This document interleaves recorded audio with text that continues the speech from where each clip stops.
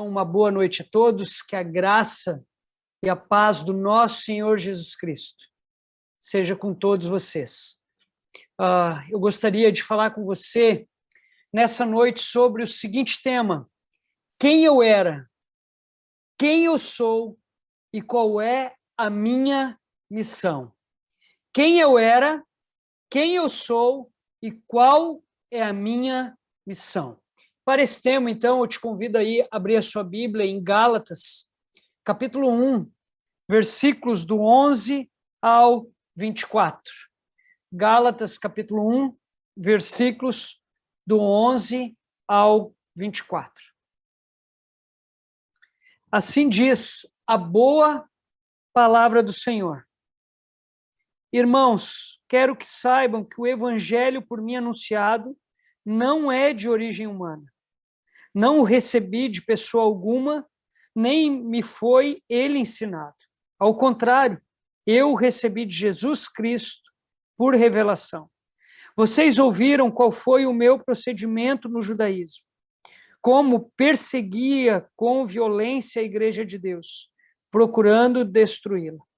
No judaísmo, eu superava a maioria dos judeus da minha idade e era extremamente zeloso das tradições dos meus antepassados. Mas Deus me separou desde o ventre materno e me chamou por sua graça, quando lhe agradou revelar o seu Filho em mim, para que eu o anunciasse entre os gentios. Não consultei pessoa alguma. Tampouco subi a Jerusalém para ver os que já eram apóstolos antes de mim. Mas de imediato parti para a Arábia e voltei outra vez a Damasco. Depois de 3 anos, subi a Jerusalém para conhecer Pedro pessoalmente. Estive com ele 15 dias. Não vi nenhum dos outros apóstolos, a não ser Tiago, irmão do Senhor. Quanto ao que lhes escrevo, afirmo diante de Deus que não minto. A seguir, fui para as regiões da Síria e da Cilícia. Eu não era pessoalmente conhecido pelas igrejas da Judéia, que estão em Cristo. Apenas ouviam dizer: aquele que antes nos perseguia, agora está anunciando a fé que outrora procurava destruir, e glorificavam a Deus por minha causa. Até aqui, vamos orar mais uma vez? Senhor Deus, muito obrigado, Senhor, pelo privilégio que o Senhor me deu, Senhor, de estar falando na Central Jovem nessa noite. Obrigado, Senhor, pela vida de todos aqueles, Deus, que abriram espaço em suas agendas, Deus, para estarem aqui. A minha oração, Deus, é que o teu Santo Espírito, Deus, possa falar ao coração de cada um. Que a tua palavra, Senhor, possa desafiá-los, Deus, a viver de uma forma que o Senhor seja glorificado, Pai. Abençoa o teu povo, Senhor, com a tua boa palavra, Pai. Em nome de Jesus. Amém e amém. Então, quem eu era, quem eu sou e qual é a minha missão? Algum tempo atrás eu li um livro do Tom Askell chamado Amado Timóteo, e Tom Askell fez algo muito interessante. Ele pegou conselhos de pastores experientes para jovens pastores e compilou em um livro, separando cada conselho de um pastor por capítulo. E o primeiro capítulo foi escrito pelo próprio Tom Askell. E o que eu achei interessante aqui é que Tom Askell diz o seguinte: amado Timóteo, antes de você ser marido, antes de você ser pai, antes de você ser pastor, você é um cristão. Este conselho de Tom Askell valeu para mim, jovem pastor, mas também vale para você que está me ouvindo nesta noite. Antes de você ser marido ou esposa, antes de você ser um pai, uma mãe, antes de você ser um filho, antes de você ser um profissional, antes de você ser um estudante, você é um cristão. E a pergunta que eu te faço é: você tem vivido como um cristão? Você tem cumprido o propósito para o qual você foi criado, que é viver para a glória de Deus? Caso você não seja um cristão, ainda não assumiu um compromisso com Cristo, eu gostaria de perguntar para você nessa noite, quem é você? Quem influencia os teus passos? Por qual propósito você tem gastado a sua vida? Quero abrir um parênteses aqui. Para quem não conhece o Joaquim, eu tenho um filho de 4 anos chamado Joaquim, e ele acredita que antes de ser o Joaquim, ele é o Peter Parker. Ele é o Homem-Aranha. E o propósito de vida do Joaquim hoje é entrar no jornal Clarim Diário para entrevistar o Tony Stark, que é o Homem de Ferro, e acabar com todos os vilões da face da Terra. Então, se você perguntar para o Joaquim, Joaquim, quem você é? Ele vai dizer, eu sou o Peter Parker, o Homem-Aranha. E se você perguntar para o Joaquim, qual é a sua missão aqui na Terra? Ele vai responder, acabar com todos os vilões e entrevistar o Tony Stark.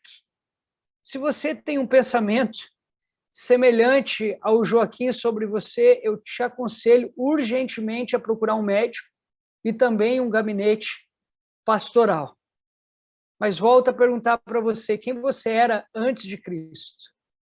Quem você é em Cristo? E qual é a sua missão? Voltando aqui para o texto sagrado, Gálatas foi a primeira carta escrita por Paulo. Ele escreveu essa carta para defender seu apostolado, e não só o seu apostolado, como também o evangelho que ele, Paulo, pregou, que ele, Paulo, compartilhou, que ele, Paulo, comunicou por onde ele passava. E quando eu fui ler este capítulo, o capítulo 1 de Gálatas, a pergunta que eu me fiz aqui foi: por que Paulo precisou defender a sua autoridade apostólica? Por que Paulo precisou defender este ensino que ele estava compartilhando? E a resposta não demorou muito para aparecer.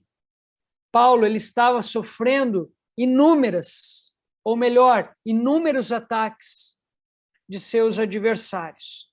Em segundo lugar, as igrejas da região da Galácia estavam abandonando a fé verdadeira. Os crentes estavam abandonando a fé genuína e voltando para a escravidão da lei. Um grupo se envolveu entre aquelas igrejas, pregando o tradicionalismo no mesmo nível da palavra. E estas pessoas, então, começaram a absorver esse tipo de ensino. Começaram a beber da palavra, mas, ao mesmo tempo, beber do tradicionalismo. Hoje, nós confessamos a palavra como nossa única regra de fé e prática. Nós acreditamos que a palavra de Deus, a Bíblia Sagrada, é o único filtro verdadeiro. Porém, o que estava acontecendo na época de Paulo era que o tradicionalismo estava entrando no mesmo nível da palavra. Algo que acontece também nos dias de hoje. O Wendel, na semana passada, ele falou sobre a defesa que Paulo fez do evangelho pregado por ele. Hoje eu quero falar com você sobre a defesa que Paulo fez do seu apostolado. E diante da tese que Paulo vai nos mostrar aqui, eu gostaria de aprender algumas lições aplicáveis à minha vida como cristão, e eu oro para que você também possa aprender algumas lições que serão aplicadas à sua vida, um cristão. Então, ao defender o seu apostolado, Paulo fez uma retrospectiva da sua vida. E ao fazer uma retrospectiva da sua vida, Paulo, em primeiro lugar, lembrou quem ele era antes de Cristo. Então, na tese de Paulo, na defesa de Paulo de seu apostolado, em primeiro lugar, ele lembrou quem ele era antes de Cristo. Atente para o que diz o versículo 13 e o versículo 14. Vocês ouviram qual foi o meu procedimento no judaísmo? Como perseguia com violência a igreja de Deus, procurando destruí-la. No judaísmo, eu superava a maioria dos judeus da minha idade e era extremamente zeloso das tradições dos meus antepassados. Então, aqui nestes 2 versículos, nós vamos ver Paulo dizendo que antes de Cristo ele era um religioso fanático. Nós vamos encontrar nos textos escritos por Paulo, quando ele relembra do seu passado antes de Cristo, nós vamos ver ele sinalizando que ele era um homem de destaque. Ele era um homem que amava o intelectualismo e se dava bem nessa prática. Ele era um homem que, aonde ele colocava as suas mãos, as coisas aconteciam. Antes de Cristo, Paulo também era um perseguidor implacável da igreja do Senhor Jesus Cristo. Aliás, um dos maiores perseguidores da igreja naquela época. Quantas pessoas sofreram na mão de Paulo? Nós vamos ver Paulo em seus escritos, lembrando do seu passado, não para se vangloriar, mas para valorizar aquilo que Cristo fez por ele.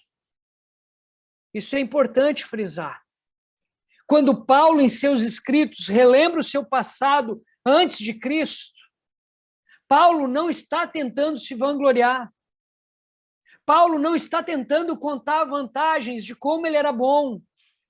Paulo está tentando aqui mostrar o valor do sacrifício de Cristo por ele. Então, esta é uma lição que eu aprendo aqui com Paulo.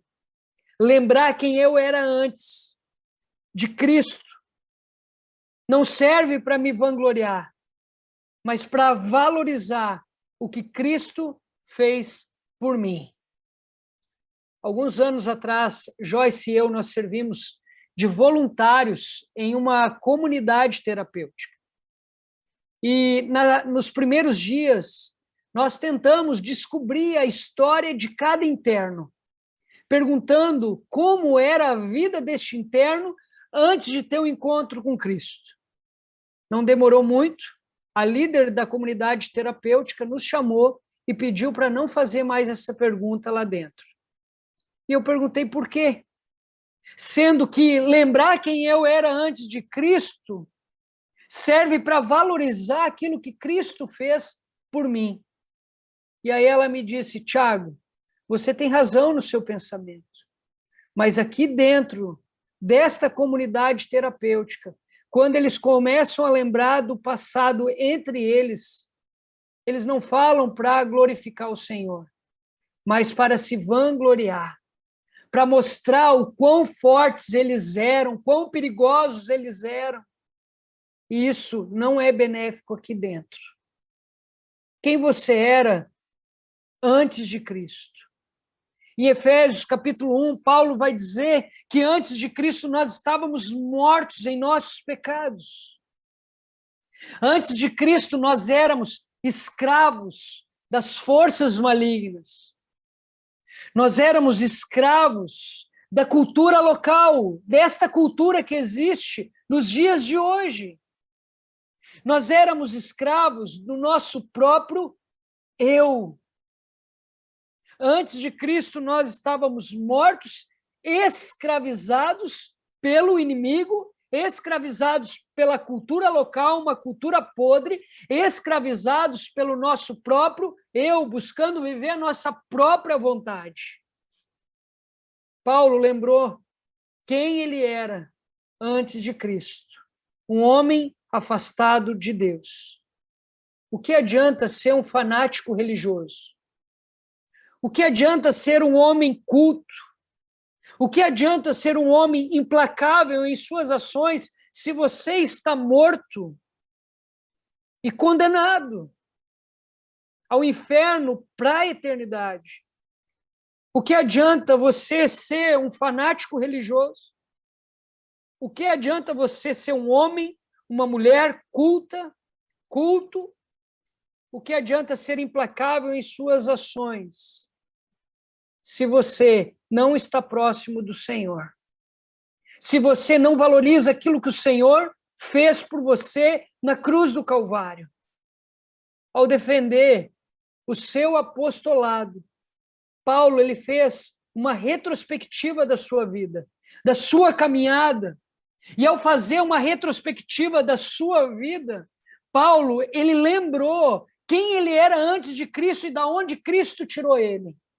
Como também Paulo falou sobre a sua conversão, sobre o momento em que ele foi resgatado desse lamaçal do pecado, do momento onde ele foi retirado do ambiente de morte, do momento em que ele assumiu um compromisso com Cristo Jesus e passou a viver no reino de Cristo e a servir em prol deste reino. Atente para que diz aqui o versículo 15 e o versículo 16. Mas Deus me separou desde o ventre materno e me chamou por sua graça, quando lhe agradou revelar o seu Filho em mim para que eu anunciasse entre os gentios. Não consultei pessoa alguma. Paulo ele vai deixar claro que a transformação ocorrida em sua vida não se deu pelos judeus, não se deu por uma igreja, não se deu por causa de uma religião, de boas obras, não se deu pelo intelecto. A transformação de vida que Paulo experimentou se deu por um milagre operado pelo próprio Deus. Paulo nasceu de novo, algo que somente Deus pode operar no coração do homem, este novo nascimento. Mais ninguém, nenhuma instituição pode causar esta verdadeira transformação de vida.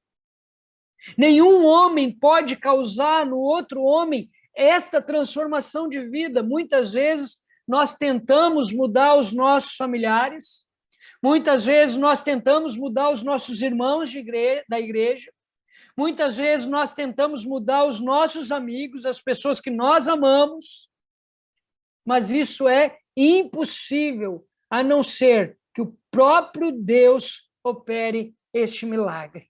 E aqui Paulo ele vai reconhecer isso.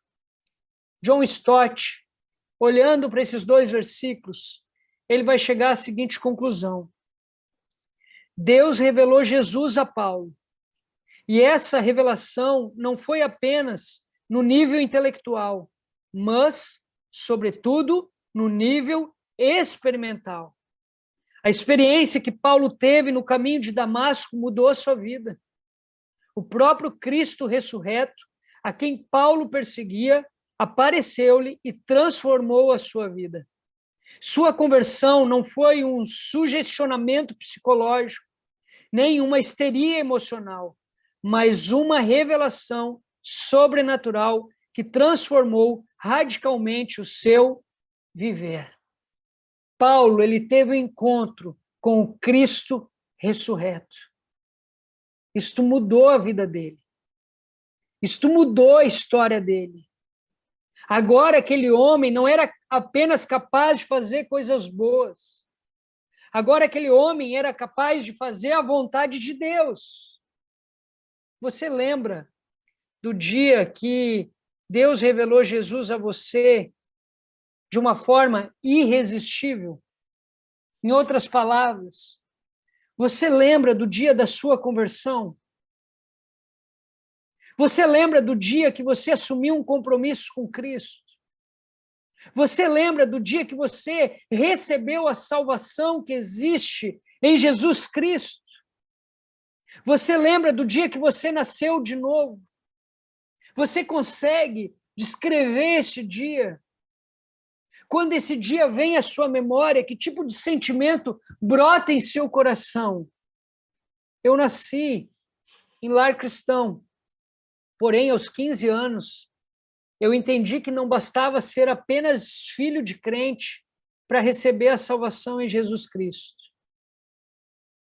Era preciso assumir um compromisso real e pessoal com ele.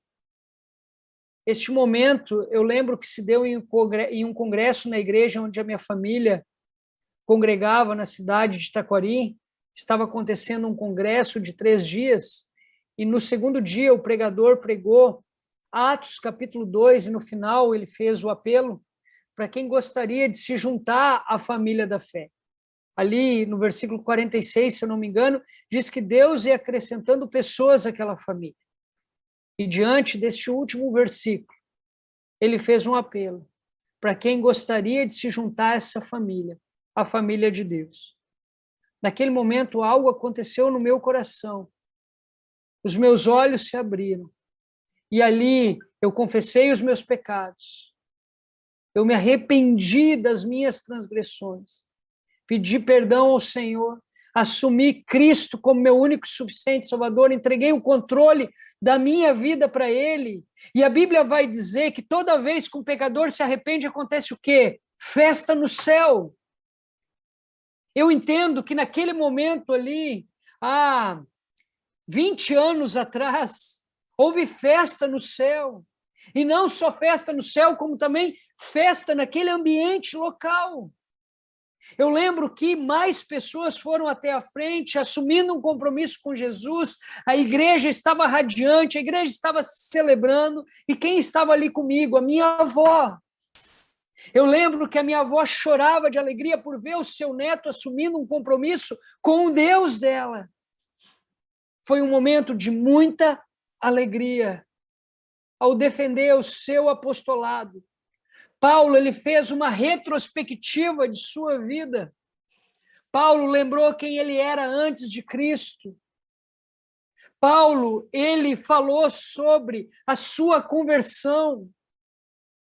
A sua conversão não nasceu em uma instituição. A sua conversão não nasceu por suas boas obras. A sua conversão não nasceu do seu intelecto avantajado. A sua conversão nasceu no coração do Pai, que revelou o Filho a ele.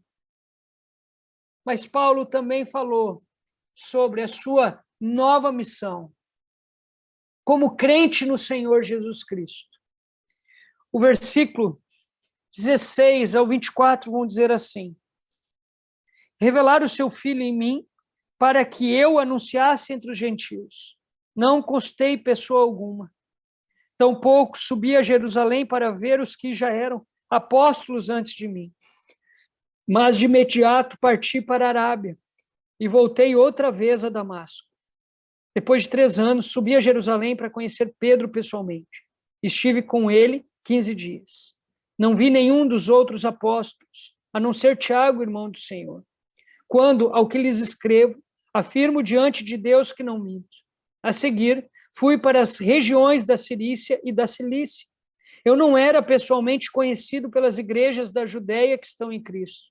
Apenas ouviam dizer: aquele que antes nos perseguia, agora está anunciando a fé que outrora procurava destruir, e glorificavam a Deus por minha causa.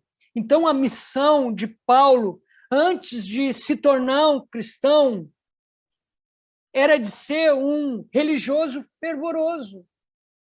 A missão de Paulo, antes de se converter ao Senhor Jesus Cristo, era ser um intelectual reconhecido. A missão de Paulo, antes de experimentar a conversão genuína, era perseguir os crentes de forma implacável. Porém, em Jesus, a missão de Paulo se tornou única e exclusivamente em conhecer a Deus e fazê-lo conhecido, não apenas aos judeus, mas também, sobretudo, aos gentios. E aqui nós vamos ver essa máxima se aplicando no versículo 17 em diante. A missão de Paulo foi de conhecer o seu Deus, de conhecer o Deus que o resgatou, o Deus que o salvou, e fazê-lo conhecido por onde ele passava. E o texto vai nos mostrar alguns lugares que Paulo passou. A missão de todo cristão é de conhecer a Deus e fazê-lo conhecido. antes de ser filho, filha, antes de ser marido, esposa, antes de ser pai, mãe, antes de ser profissional, antes de ser estudante, antes de ser qualquer coisa, você é um cristão. E por ser um cristão, a tua missão é conhecer a Deus e fazê-lo conhecido. Porto Alegre, a capital gaúcha, completou 249 anos de existência essa semana, mais precisamente nesta sexta. Eu lembro quando eu vim para Porto Alegre, eu tinha 13 anos de idade, e na minha mente, na mente de um garoto, eu não vim para trabalhar, eu não vim para estudar, eu não vim para construir uma família, eu vim apenas para acompanhar os meus pais, que estavam morando aqui. Porém, hoje eu entendo que foi Deus que me trouxe para esta cidade. Por mais que na época eu não tinha em mente o porquê que eu vim parar aqui, hoje eu entendo, porque foi Deus que me trouxe para esta cidade. Talvez você nasceu aqui, ou veio para Porto Alegre para estudar, para trabalhar, para namorar, para casar, para construir família e etc. Mas eu quero te dizer, sabendo você ou não, o porquê você veio para Porto Alegre, o propósito é muito maior. O propósito de você estar aqui é muito maior, porque foi Deus quem te colocou neste lugar. Na semana passada eu escrevi uma pastoral homenageando Porto Alegre. E na conclusão da pastoral eu falei o seguinte: Porto Alegre é demais.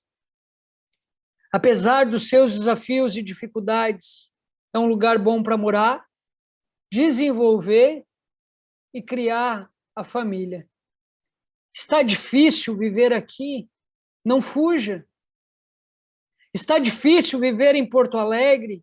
Não fique estagnado, parado, esperando as coisas acontecerem. Está difícil viver em Porto Alegre? Não critique a terra e este povo. Pelo contrário, faça como Paulo. Cante ao Senhor. Ore ao Senhor. Estude a palavra do Senhor. Procure conhecer cada vez mais o seu Deus. E compartilhe esta palavra, pois esta é a nossa missão. Somente assim você será capaz de provar a paz verdadeira e trazer essa paz para esta cidade carente do amor de Cristo. E eu terminei citando a frase de um refrão de uma música que diz assim: é lá que eu vivo em paz. Porto Alegre é demais. Eu quero concluir este devocional dizendo que, ao defender o seu apostolado, Paulo ele fez uma retrospectiva da sua vida. Ele lembrou de quem ele era antes de Cristo. Ele lembrou de sua conversão, do momento em que Cristo alcançou a sua vida, e ele lembrou da sua missão. Paulo, ele tinha autoridade para ser apóstolo. Ele tinha autoridade para expor o texto sagrado, porque Cristo o alcançou e lhe chamou para essa nobre tarefa. Para essa nobre tarefa. Eu quero te convidar a fazer uma retrospectiva de sua vida nessa noite. Quem você era antes de ter um encontro com Cristo. Lembrar quem eu era antes de ter um encontro com Cristo não serve para nos vangloriar, mas para valorizar aquilo que Cristo fez por nós. Lembre-se de onde Deus te tirou.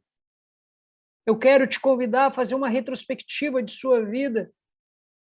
Como foi o momento da tua conversão? Você consegue se alegrar com este momento? Se você ainda não experimentou esse momento, ore a Deus pedindo: Senhor, eu quero experimentar. Eu quero experimentar este novo nascimento. Como eu também quero te convidar a fazer uma retrospectiva de sua vida. Você tem cumprido a sua missão?